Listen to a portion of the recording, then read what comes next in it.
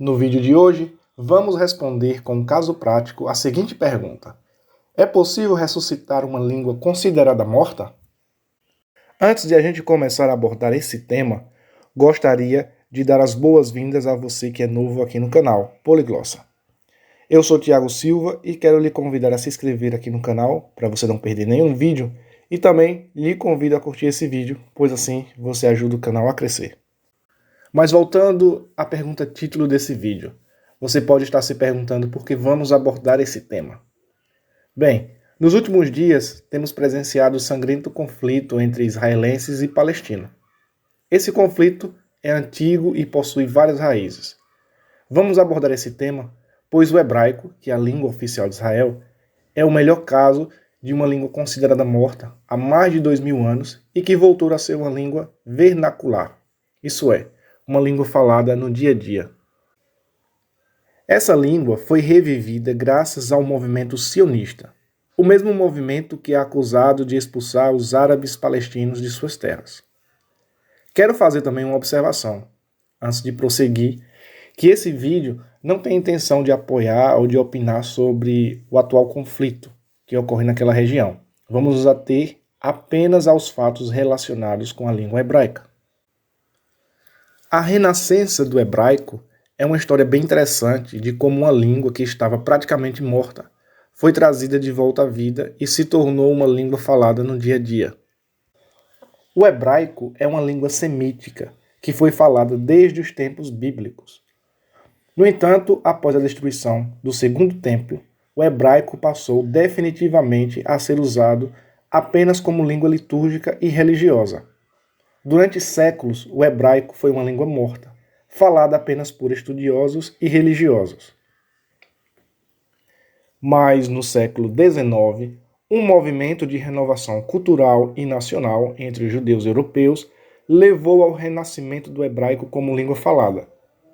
Esse movimento, conhecido como sionismo, buscava reviver a cultura e a língua judaica como parte do esforço de estabelecer um Estado judeu na Palestina. Um dos principais líderes desse movimento de renovação do hebraico foi Eliezer Ben Yehudá. Ele acreditava que o hebraico só poderia ser revivido se fosse usado como língua cotidiana. Em 1881, ele e sua família se mudaram para a Palestina e começaram a falar hebraico em casa. Ben Yehudá também publicou dicionários e gramáticas em hebraico e também fundou um jornal todo escrito em hebraico. O esforço dele foi bem sucedido e no início do século XX o hebraico havia se tornado a língua falada da maioria dos judeus na Palestina. Em 1948, o hebraico foi declarado língua oficial do recém-criado Estado de Israel. Alguns dos fatores que contribuíram para o renascimento do hebraico incluem o movimento sionista, que buscava reviver a cultura e a língua, o esforço de Ben Yehudá, que acreditava que o hebraico só poderia ser revivido se fosse usado como língua cotidiana, e a criação do Estado de Israel, que levou ao aumento do uso do hebraico como língua oficial. No entanto, a situação linguística em que ocorreu o processo de renascimento era de diglossia, ou seja, coexistência de duas línguas, uma língua de prestígio e outra da população em geral, coexistindo dentro de uma única cultura. Entre os judeus da Europa era falado o Yiddish, usado para comunicação secular, e o hebraico, usado para fins litúrgicos. Entre os judeus do Oriente Médio, o árabe clássico, o ladino e o árabe coloquial eram as línguas faladas mais comuns nas comunidades judaicas, sendo o ladino mais comum na região do Mediterrâneo e o árabe, aramaico, curdo e persa mais amplamente falados por judeus do Oriente Médio. Nesse contexto, o árabe clássico era usado para escrita ou para escrever coisa secular. Já o hebraico era usado para fins religiosos. Alguns judeus do mundo árabe escreviam principalmente em árabe. Quando Israel declarou sua independência em 1948, mais ou menos 80% dos judeus nascidos lá na Palestina já falavam hebraico como a principal língua do dia a dia. A minoria de judeus nascidos lá, que não falavam hebraico como primeira língua, cresceu principalmente antes do desenvolvimento do sistema escolar em hebraico.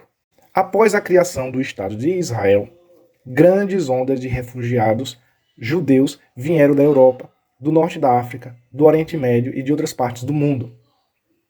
A população israelense aumentou significativamente, duplicando em pouco tempo. Esses imigrantes falavam diversas línguas e precisavam aprender o hebraico. Enquanto as crianças imigrantes eram esperadas para aprender hebraico na escola, muito esforço foi feito para garantir que os adultos também aprendessem a língua. Foi estabelecida a instituição do Ulpan, uma escola intensiva de hebraico, para ensinar habilidades básicas de hebraico aos imigrantes, tornando-se parte fundamental da experiência de imigrar para Israel. Os jovens imigrantes aprendiam grande parte do hebraico durante o serviço militar obrigatório nas Forças de Defesa de Israel, que tinha o objetivo de ensinar hebraico aos soldados para que pudessem se adaptar à vida militar e também à vida civil pós-militar.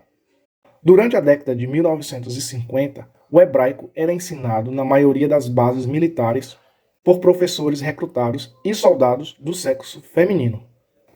Uma ordem de 1952 exigia que os soldados fossem ensinados em hebraico até que pudessem conversar livremente sobre assuntos do cotidiano.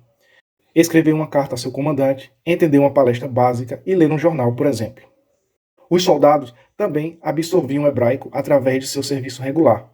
Soldados que estavam prestes a concluir o serviço sem um domínio suficiente do hebraico eram enviados para a Escola Especial de Hebraico, fundada pelo Exército nos últimos 3 meses de serviço.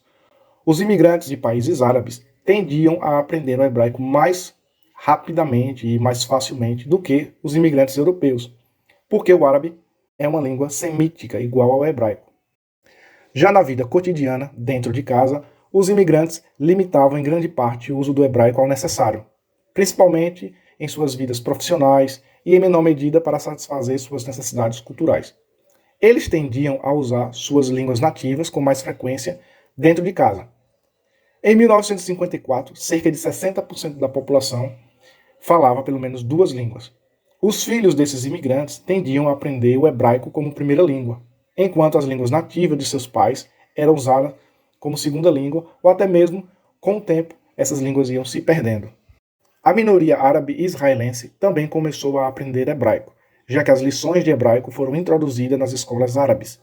Em 1948, o estudo do hebraico se tornou obrigatório nas escolas árabes, a partir do 3º ano do ensino médio, embora a língua de instrução geral continuasse sendo o árabe. Isso criou uma situação em que a minoria árabe continuava a usar o árabe como língua nativa, mas também se tornava proficiente em hebraico. Atualmente, o hebraico moderno é uma língua viva e vibrante, falada por mais ou menos 9 milhões de pessoas ao redor do mundo. É a língua oficial do Estado de Israel e é usada em todos os aspectos da vida pública, incluindo educação, governo e mídia. O renascimento do hebraico é um exemplo notável de como uma língua morta pode ser revivida.